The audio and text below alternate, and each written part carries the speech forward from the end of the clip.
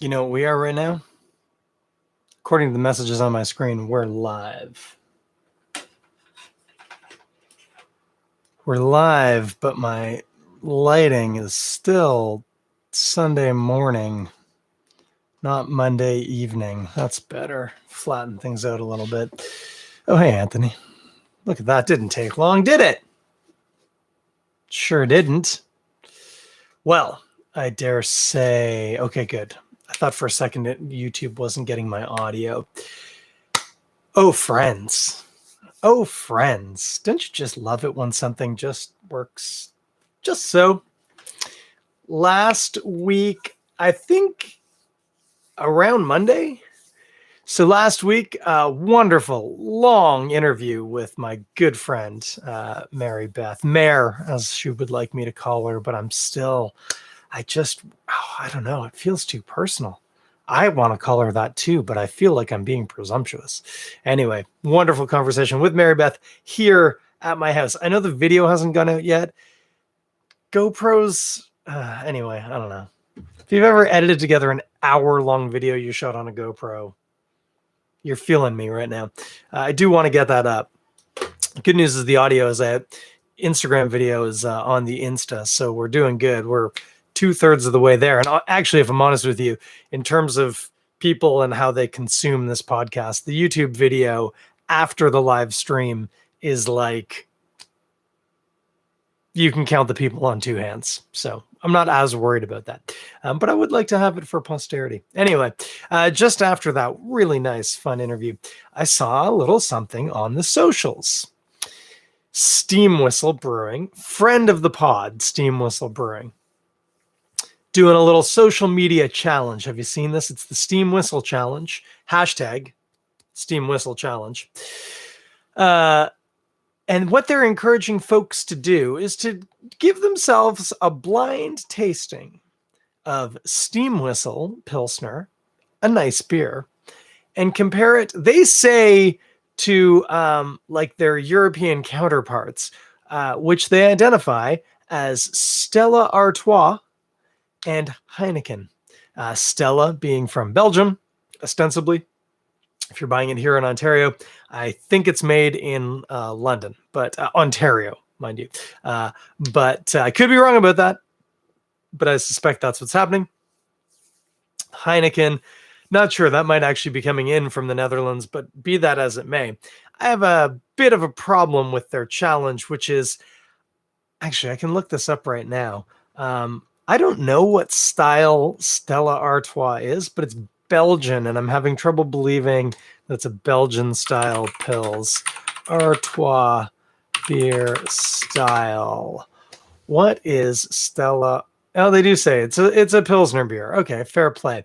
But Heineken, I'm pretty sure, is technically a Helles lager, which is related and owes its lineage to Pilsners, but it isn't a classic Pilsner in my mind. Anyway, I saw this post. I said, I like the look of that. I like the cut of that jib, except I don't. I want to cut the jib in a different way.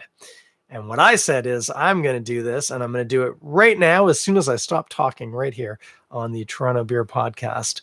But instead, I'm going to do it with a Steam Whistle, Canada's premium Pilsner, according to the can. And I'll tell you, it's definitely up there. And then I thought, well, I know Pilsner Urquell is the original, but Pilsner Urquell has a pretty specific thing going on. This guy, Czechvar from the Czech Republic, the home of Pilsner, literally where Pilsen is. This might actually even be from Pilsen.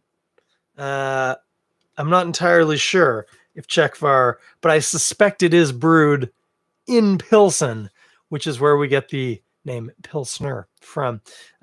Even says on the side of the can, brewed with whole cone Saaz hops. Okay, not pelletized, whole dried Saaz hops. Moravian malt. That was harder to say than I was expecting it to be. Moravian malt. Don't know what that is. It's from Moravia, I'm sure. And natural soft water in our brewery in the Czech Republic. And as we've discussed a number of times, one of the most important factors of the Pilsner style beer is soft water because of the sandstone in Pilsen in the Czech Republic. I'm just looking this can over. I'm not sure. No, it just says it's in the Czech Republic, so we don't know, but it might be from Pilsen. Might be. And of course, the hometown hero Czech Pilsner. This is Svetly Lesak 12, although I'm probably saying that wrong, as we always discuss. Now, I will tell you, whoever had their fingers at the keyboard of the Godspeed Instagram account, I suspect it was Bim, but it might have been somebody else, suggested that, in fact, I would do better to use the Pivo 10, the light Pilsner that they make, because they pointed out, rightly so, that the Svetly 12 is quite hoppy. I suspect that I'm going to be able to pick all three of these blind. Now, I have this attractive tray assembled by my beautiful wife and my beloved son. Sorry, I need to get back from the camera 1 second. Now, doesn't that look delicious? There's already color differences. Now, let me give you some background. I know that in a proper sensory evaluation test, you should be using identical glassware with a marking on it in a way that I can't see it. It's typically on the bottom of the glass, or if you play the honor system, it's on the side of the glass facing away from me, and I just don't look at it as I drink. And it's a piece of tape, so I'd have to physically turn it to see it. You can't see through tape, you see. I opted for convenience, which was 3 different glasses, but I've named them. There's the Blimp, the GLB, because the middle one, I don't even know if you can see this on camera. You can see it on YouTube anyway. It's a GLB glass, Great Lakes Brewing. And then the Tulip, which is a just an unbranded, beautiful Spiegelau Tulip glass. The Blimp, by the way, an unbranded Spiegelau, that's an American wheat beer glass. It just happened to be on the shelf. It's going to hold beer. I don't think the differences in the glassware are going to be the deciding factor in this. I bet if I drank one beer in all 3 glasses, they might present slightly differently, but I think that's going to be a pretty minor part of the equation. I think obviously the beer inside of it, much more important. The other thing worth knowing, the cans are behind the glasses. That's not representative of what's in the glasses. I do have a note here. Right here. Let me just get this. This note, it's folded. I can't read it. I don't know what it says, but it does have the solution to the puzzle. Hey, there's Erica. Speaking of people who help pour these beers, my beloved. So, my suspicion. Oh, and by the way, you're supposed to choose which one's your favorite, blind. Now, in fairness to Steam Whistle and their fairly smart social media marketing, if you pick Stella or Heineken over Steam Whistle, I'm not going to say there's a problem with your palate, because obviously you know what you like, but what you like isn't delicious beer. So we can just get that right out of the way. And my apologies if you really like Stella or Heineken. Maybe this isn't the podcast for you, or maybe it is and you can grow. But those are not particularly interesting beers. If I had done Stella, Heineken, and Steam Whistle, I guarantee you I could have told you which one was Steam Whistle. I might not have been able to tell you which one was Stella and Heineken, but I think I can because I know those beers. But there was no doubt in my mind which one I would prefer. That's not even close to interesting to me. This is interesting to me. Now, I will tell you, I fully expect to at least be able to tell you which one's the Godspeed, because that's a beer I drink all the time. And as noted by possibly Bim, or at least somebody at the brewery, it's notably hoppier than the other 2 probably are going to present. The Czechvar versus the Steam Whistle is an interesting chestnut. I don't want to get too cocky and say I'm going to be able to pick all 3 blind. I think I am, but I don't want to claim that. if that makes any sense. But anyway, we've been talking now for close to 10 minutes. It's probably time to attempt the hashtag steam whistle challenge. I could have done that in post, just adding an echo, but it seemed like more fun if I just did it live. That was live. Okay, what I'm going to do, I'm going to carefully move my keyboard, which I don't need right now. And I'm going to relocate these glasses in front of me. Now, these were poured close to 15 minutes ago now, so I might need to work up a bit ahead. They all have a very generous bit of condensation on the glass. It is hot in Toronto tonight. These are all real nice hot weather beers. For the sake of visual comparison, in the Tulip, we have a crystal clear golden yellow beer with a nice gentle carbonation. It's awfully full, so I'm not going to try and work up too much head, but the ring around the edge is a nicely tight white head. In the GLB glass, once again, brilliantly clear golden gentle carbonation, similar ring around the edge. Now, interestingly, in the blimp glass, it is not as brilliantly clear. And the head, despite having been poured at the same time, has maintained what I would define as a pancake of very dense, shiny foam. The blimp has the best head retention out of the three. Now, I didn't pour them. I don't know that the blimp wasn't very violently poured, although I can tell you the glass doesn't show evidence of that. You can see this if you're watching one of the videos. We don't see evidence of lacing higher up the glass. If it had been a very violent pour with a very thick head, I would expect to see evidence on the inside of the glass. I don't. That's not for sure. I'm just saying. I suspect the blimp, not quite as brilliantly clear, maybe touching on orange in the middle and with a very dense head that is not going away. Well, I'll tell you this right now. I kind of already know which beer this one is. Again, because I spent a lot of time with it. I could tell you just based on the clarity alone that the blimp, I will say, fairly confident is Godspeed, just on the clarity alone. And I only know that because, again, I spend a lot of time with the beer and I look at it a lot. These two are much more classically Pilsners. Pilsners are supposed to be brilliantly clear. The fact that Godspeed Svetly 12 isn't is a personal choice on the brewer's part, and we love him for it. But that's my suspicion. We're looking at the Godspeed and the blimp, but hey, let's go to the nose. Now, this is a very full tulip. Oh, okay. So tulip, out of the gate, very malt forward. Bit of a grassy hop to it, but the opening salvo, if you want to sound like a person who fancies himself, is quite malt driven. Oh, hi. Friend who just joined on Instagram. Now, GLB glass. Okay, little grassier. A little bit more of the grassy hop. Yep. Tulip, very much Pilsner malt with some hoppiness. GLB showing grassiness and even a hint of floral notes, and also Pilsner malt. But off the top, the first reaction is the hop presence. Now let's just confirm my suspicions. Okay, interesting actually. The blimp. Now,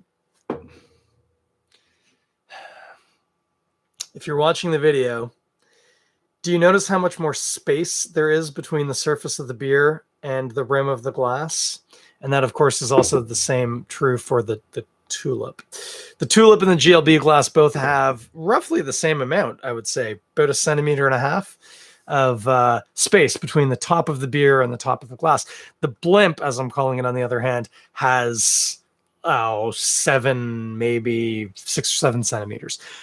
Quite a bit more airspace. So that does change the presentation. I'm just giving it a swirl. So this, I'm trying not to say smells familiar. Very grassy hay-like hops with some sweet Pilsner malt. But again, hops are the thing I take away. And yeah, we're going to go with hops. So I'm going to now work through them taste-wise. Tulip, GLB, Blimp. And I'm doing that very much on purpose. Not to favor one over the other, but if I am right in thinking that the Godspeed is in the Blimp, it's going to affect my perception of the other two. So I'd rather go in the other direction. Could be wrong. Could be totally wrong. Here's the Tulip.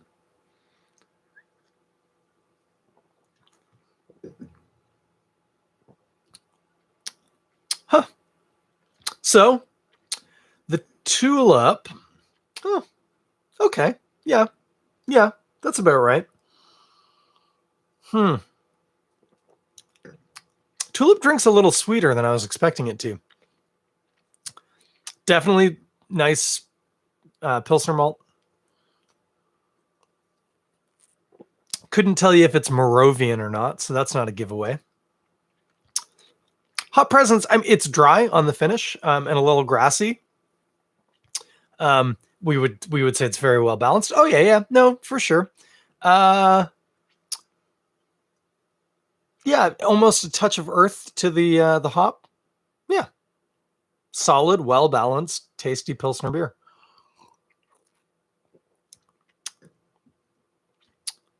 Yeah, little sweet up front, nicely dry, slightly earthy, grassy finish on the hop. That's a rock solid Pilsner, let's say. Let's check the GLB. I'm going to compare, by the way. We're not doing this in one. So here's the GLB.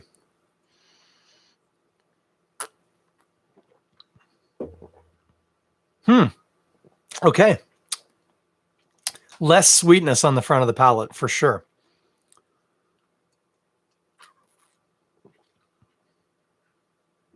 Yeah, more hop presence. Once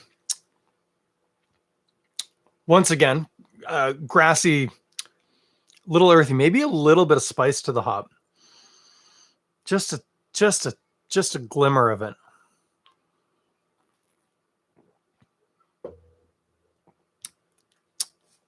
Huh. Interesting. The malt presence the beer isn't thin. They're all on the lighter side of body, or at least the two I've had so far. And I know the other one, I think. I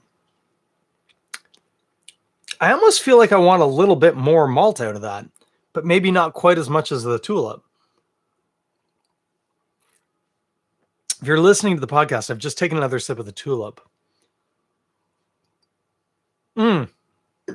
The Tulip has a touch of sulfur to it as well, which is common off the yeast that you can get. And don't think volcanic or like, definitely don't think rotten eggs. Totally wrong.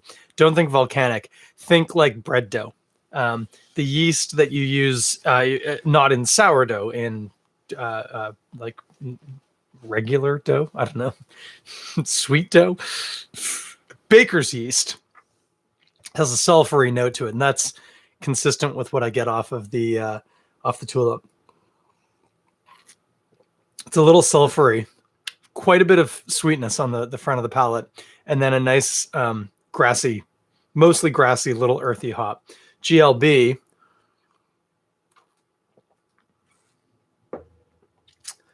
Yeah, not as immediately sweet, but a little bit more complexity from the hops, which I'm thinking are still saws. Grassy, but this one's touching just slightly tannic and slightly spicy, just a little. Not a hoppy beer by any means, but it's a little more hop driven. Yeah. Incidentally, both quite nice. Would enjoy both of them. Preferentially, I'm leaning a little bit towards the Great Lakes because you all know I like my hoppy beers, and not necessarily IPAs. I just like hops being the main ingredient. Now, once again, we'll still note Blimp is still producing head, supporting itself. This is not an etched bottom glass either. None of them are. So we aren't giving it a mechanical advantage. An etched bottom, incidentally, provides you with a nucleation point, so it'll continue letting the carbon dioxide out of saturation. This is just the nature of the beer. But let's have a sip and see.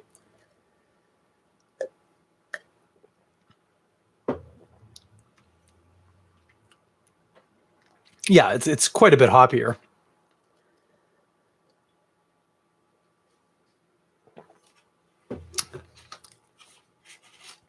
It's quite a bit hoppier. What are we dealing with there? It's interesting doing this blind.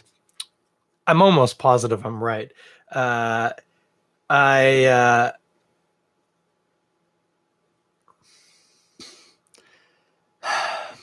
Sorry, this one's catching me. I've never spent this much time thinking about this hop in particular. It's quite a bit more tannic in its approach. And it yeah,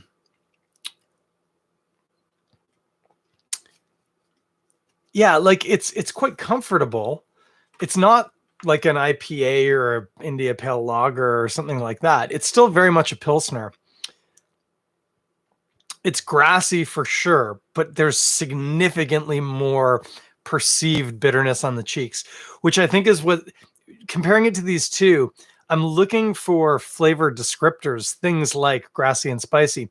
But what I'm actually mostly getting is grassiness from the hop and a lot of alpha acid perceived, its physical bitterness. So remember, your tastes are sweet, salty, sour, bitter, umami, and I've forgotten one. Sweet, sour.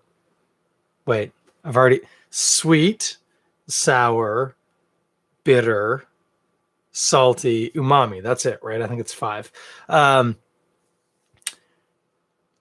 This is lighting up the bitter, the physical bitter taste. And then in the aromatics, it's quite grassy and maybe a little earthy.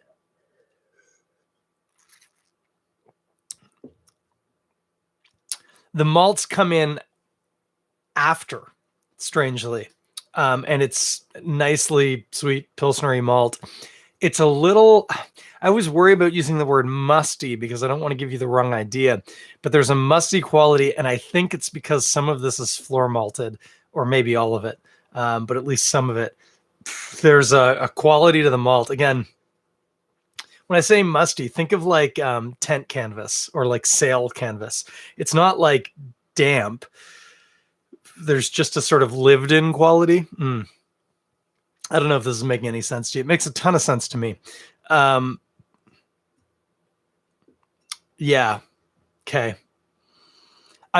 So I don't want to say I'm positive, but I'm as close to positive as I can get that the tool or the blimp is Godspeed. It's Svetli 12. The GLB and the tulip.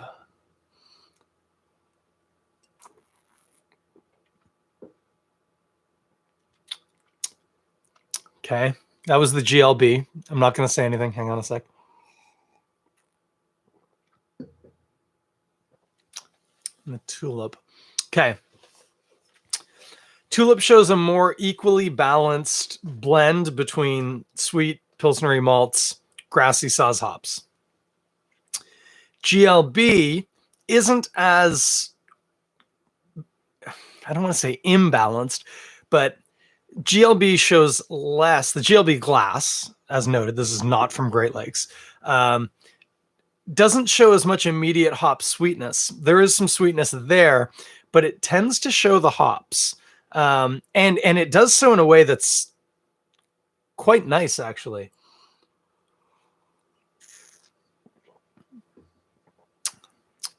I don't want to knock the Godspeed, which I'm assuming is Godspeed. I feel like whatever's in this GLB glass, maybe actually does a broader service to the hops, which I'm pretty sure it saws across the board. I'm not positive of that with Godspeed, but I assume it is. And I know that it saws with the other two. You get a more complete picture of the sauce hops without as much of the physical bitterness. Now, I like the physical bitterness, but if you were interested in the hops, I actually think the GLB, whatever's in this glass, would be the one to pursue. And then the tulip,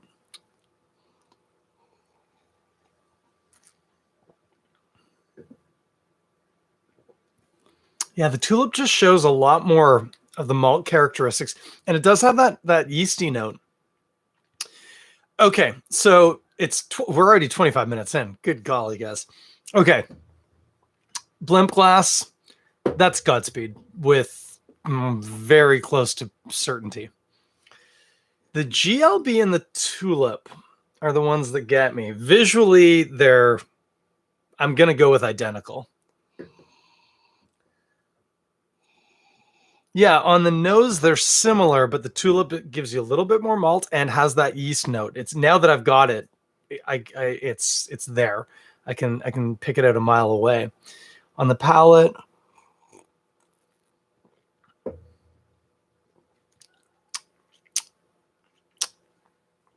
yep, GLB glass, bit of a hop show without being super bitter.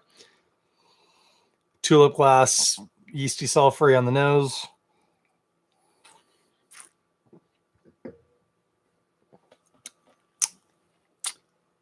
Grassy, sulfury, very malty. I don't know what to do with this, actually, guys.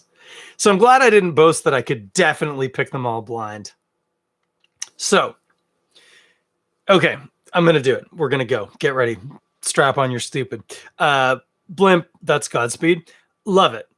Now, interestingly, in the realm of present-day Czech-style Pilsners, it is actually a bit of an outlier because it's quite bitter.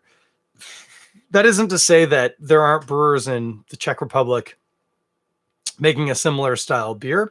But when we think of the hallmarks of Czech Pilsner, Pilsner Urquell, Czechvar, which is one of these, etc., they're not that hop driven. That's not a bad thing. It's just a thing. And to be clear, not only would Bim be the first person, Bim did tell me, don't pick that beer, or somebody, might not have been Bim, so don't pick that beer, pick this beer. It'll be more similar to the styles that you're looking at, which is why I'm pretty confident I can say with some certainty that the blimp is the Godspeed. Delicious and a very interesting interpretation of the style. Not the most classic, but a very good beer. The tulip and the GLB glass are where we run into some trouble. So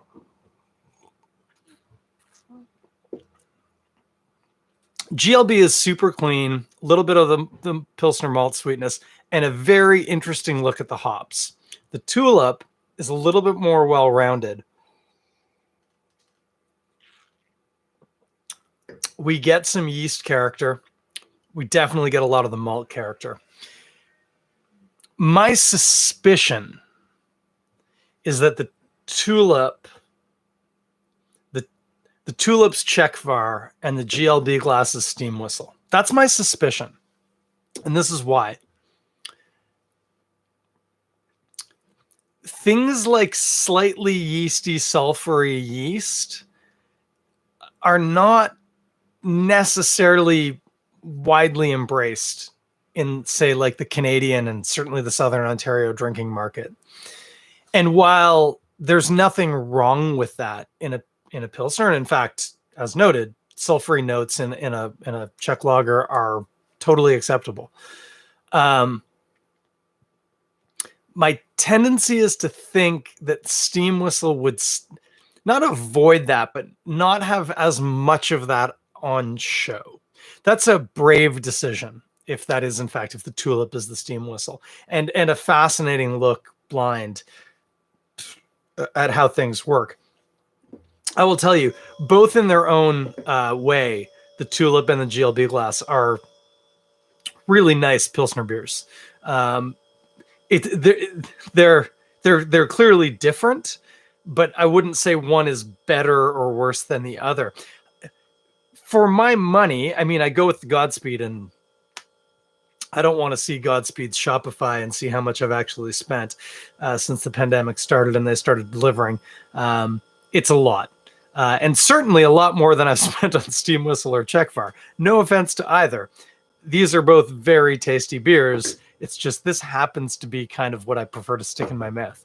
Now, wouldn't it be funny if I had this completely wrong and the blimp was the Steam Whistle and the Tulip was the Godspeed and the GLB was the Czechvar? Who knows? But I'm sticking with my guns. The Tulip is the Czechvar. Again, mostly based on that sulfury yeasty note. A very tasty beer and an interesting look at the three major, well, four actually, because I didn't even talk about this. The mouthfeel on the first two, especially, and especially the Tulip, is very, it's soft. It's not quite velvety, but there's a real nice, gentle weight to this beer. Which again, I think harkens to that water source. The GLB,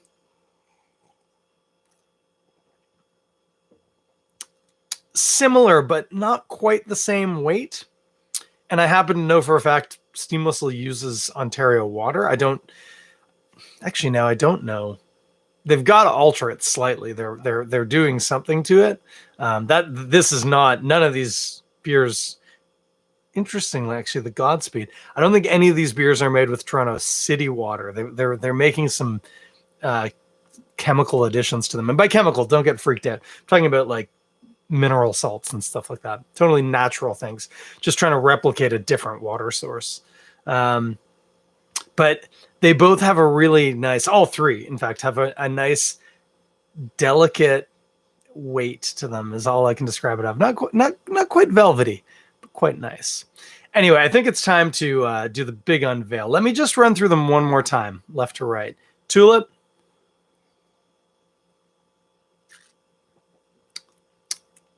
Yep, as described. Shows all three nicely. Good weight. GLB.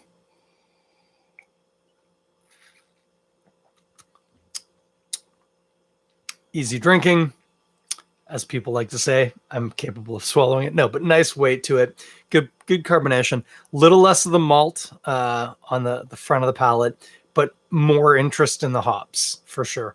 And then, of course, the blimp.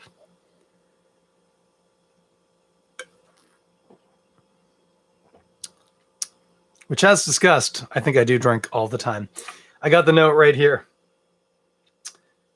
Unseen by human eyes since written on by, I think, my wife, but maybe my son. No, that's my son. Blimp. Hold this up for the camera. You might not. There we go. Now you can see it.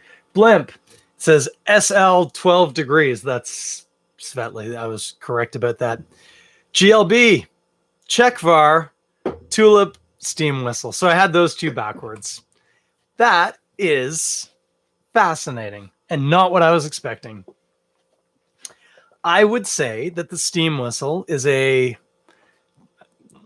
going to use weird language on this. It's the braver interpretation. They went for all three, right? Some yeast characteristic, which again, lagers, we don't tend to think about how the yeast impacts the beer. But that definitely has a bit of a proofing bread dough yeast quality to it. And it's delightful. Plenty of nice sweet malts at the front of the palate. And then a nicely grassy Saaz hops. It's fantastic. The Czechvar, flipping the way that I think about it, just showcases a lot of hop. And again, shows nice sweet malts and good water chemistry. But the main focus on this is actually, I say the main focus, the notable thing is the hop presence, because the hops are very interesting. And again, well used, you really can unpack a lot of the taste. Now, they did say it was whole cone Saaz. That might have something to do with it. I'm fairly certain steam whistles using pelletized hops. People they get their knickers in a knot, to use the word, about whole cone versus pelletized. Depending on the scale of the usage and what hops are being used, there's pretty clear evidence that whole cone can make a difference. It's not a huge difference. It's a little bit like when I was saying how the three different glasses, if I served one beer out of all three, it might taste slightly different out of each three. Whole cone versus pelletized, there can be a bit of a difference in the final application. And I wonder if that's what's showing, is we just get a little bit more character out of the hop on the Czechvar. And of course, this was Godspeed. As noted at the start of the podcast, when I looked at that, I knew that this was Godspeed. When I saw the way that the head was getting supported by carbonation and gray body, this was Godspeed. And the only thing that made me not say this is definitely Godspeed when I put it in my mouth was I would never like to be accused of hubris. So that's my steam whistle challenge. Now you're supposed to pick your favorite. I have Godspeed's my favorite. Not because it's the most representative Czech style Pilsner. Arguably, I would say that Pilsner Urquell is typified as the benchmark Czech style Pilsner. I very intentionally didn't choose Pilsner Urquell. It's actually slightly different in presentation than all three of these. Of course, Godspeed. Oh, must be Monday night. It's garbage night. Godspeed, of course, does make the Slepnik or whatever old style, which is based on the Pilsner Urquell style recipe. And of course, we did the Indy. There's another one out there that's also an old style Pilsner. Not that old style Pilsner, guys. That one doesn't taste like Pilsner Urquell. But that's almost more just to point out that there are a host of ways to interpret this style, which, I mean, admittedly, within a fairly narrow range. I'm holding up the Godspeed and the Czechvar for the cameras. They do look slightly different. Now, if I do that, no, actually, okay. Because of the haze, the Godspeed looks slightly darker. And by haze, I mean it's just not brilliantly clear. But these beers are within a very tight range of acceptable standards. But within that range, you can have fluctuations. And as noted, the steam whistle really does an interesting job showing arguably all four of its ingredients. And interestingly, actually, let me take a sip of it because I want to revisit this. I was trying to dance around the GLB glass a little bit because its mouthfeel didn't have that same softness that I was expecting. And I was a little bit worried that it was the steam whistle. And I didn't want that to be the thing that I was like, oh yeah, they're just using Toronto water. It doesn't have that weight to it, that nice density and softness that you do get certainly from Pilsner Urquell. And if you're lucky enough, and I am, to have tried the unfiltered Pilsner Urquell, even a little bit more so, that doesn't change the water chemistry. It just changes the hop and the yeast profile. But the Czechvar, actually, that makes me think maybe it isn't from Pilsen. Maybe their water source is somewhere else, because the body on the steam whistle has exactly that weight that I'm looking for.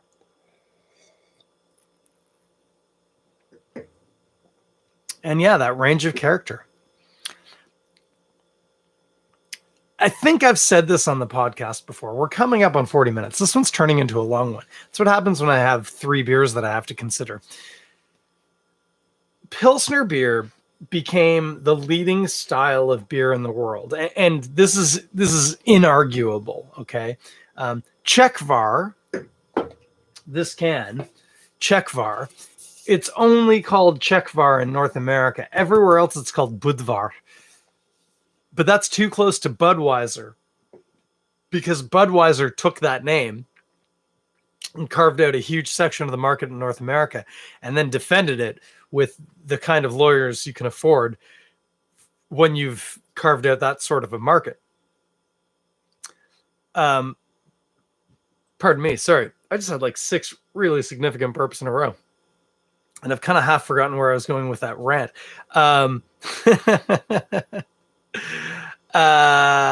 yeah, this style of beer is the dominant style in the world, and the reason why it became the dominant style was it was a weird confluence of events, and it came from Pilsen, and it came from Pilsner Urquell. Funny enough. Oh hey, Mare's here.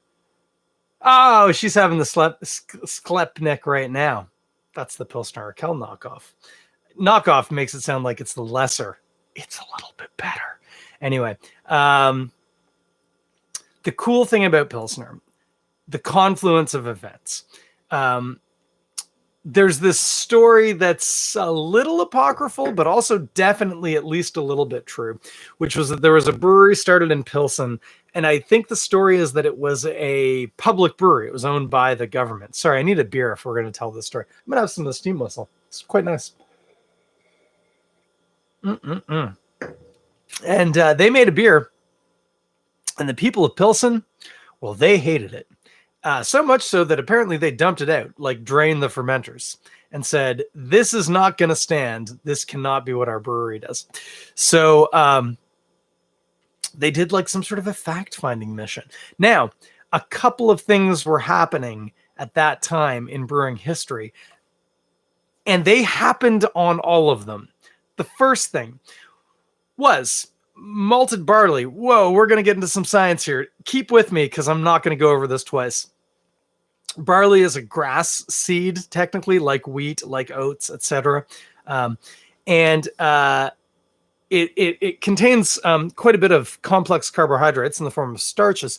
The beautiful thing is when the grain has reached full maturity and it drops from the stem, it begins a process of sprouting.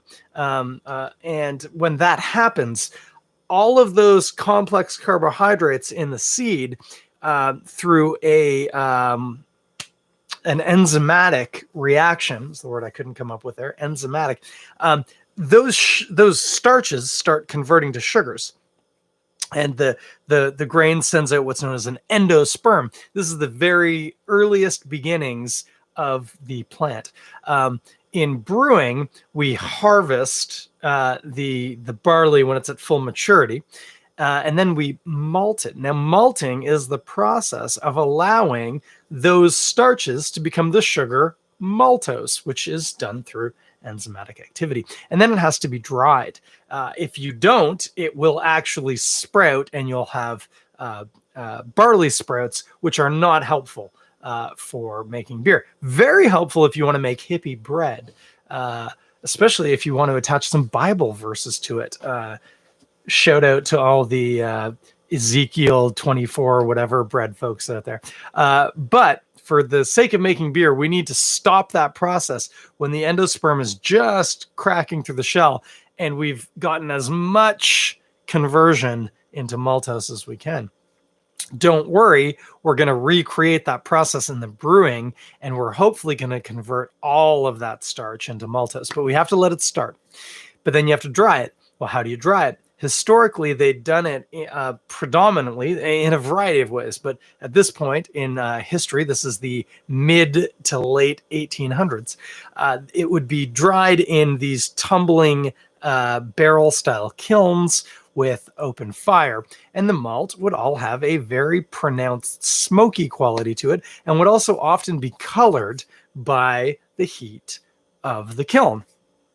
This is fine if you're making like a Doppelbock or a German Dunkel. That's exactly what you want. It historically is perfect. But in Britain, they'd started playing with other ways to malt grain. And one of the ways, the way that is now international, although we've improved upon it, allows you to simply dry the grain without imparting any color and any smoke to it. And what you end up with is Pilsner malt or two-row barley, clear golden extracts from the malt. So that was thing number one. Thing number two was, as noted, Pilsen had this weird water naturally, the aquifer filtered through sandstone and it became softened. Um, when we think about some of the classic British beer styles, London, Burton upon Trent, these were water sources that were very hard. They were very rich in minerals. Pilsen's water, most of those minerals were captured by the natural sandstone. And what you were left with was quite soft water, like rainwater, basically. So there wasn't a lot of mineral influence in the beer. Also, in the area, they had wide access to Saaz hops and other similar styles. Hops that don't have a ton of alpha acids, but have a lot of interesting, grassy, somewhat floral, sometimes spicy aromas to them. And then the most important, and the thing that you can see here, but also in a way you kind of can't see, was the prevalence of mass-produced clear glass. If you couldn't see through this tulip glass that I'm holding up to my cameras or you're hearing about on the podcast, you would have no idea if the beer was sludgy and brown or brilliantly clear and golden. But with the introduction of mass-produced clear glass, suddenly the appearance of the beer started to matter. And that's why Pilsner stuck. It made use of that interesting pale malt from Britain, which didn't have any smoke or any char characteristics. Made use of the beautiful local Saaz hops. And it made use of people being able to drink it out of a vessel that they could see it. And they could see that it was clear, brilliantly gold lager. Also, lager yeast. Did we talk about that? That was another thing. Had to be cold aged, which incidentally in Pilsen, the same sandstone aquifer created caves under the city, which were perfect for lagering beer. Interestingly enough, the Godspeed one, which is my baby, which as noted is slightly hazier, it's because it isn't filtered. Now, I know for a fact steam whistle uses diatomaceous earth, which is to say it's ocean sand to filter their beer. No problem there. Happy with a filtered lager like that. Brilliantly clear. I assume Czechvar is using the same or similar. And Godspeed, I think, isn't filtering their beer. Or if they are, they're filtering it minimally. I suspect this is racked off of the fermenter, which is why it's a little hazier. This actually is probably historically more what the original Pilsners would have looked like, but compared to the sludgy brown beers that other people were drinking, this was basically this, bright golden clear. Sorry, if you're listening on the podcast, I showed the Godspeed and then I showed the steam whistle. Anyway, this is why Pilsner beer has become the dominant style in the world, and most of the beers that we think of in terms of the biggest beers in the world. As noted, Stella Artois, Pilsner beer. Molson Canadian is technically a Pilsner beer. Budweiser, as we discussed, is literally a dead ripoff of this Czechvar beer. So Pilsner beer is far and away the most dominant style. It became that less than 200 years ago, again, because of this confluence of influences, with perfect timing to create what is now Pilsner or Kel. Obviously, it's not exactly the same as back then, but that's the beer that became the leading beer in the world. And all of these beers owe a debt of gratitude to the people of Pilsen who possibly apocryphally, but probably maybe did dump out a batch of beer and say, sorry, kid, you could do better. Now go do better. I need to drink a beer. I'm going to have a steam whistle. You know, I was just boasting about how much Godspeed I drank. I'm going to top this steam whistle up because there's a little left in the can.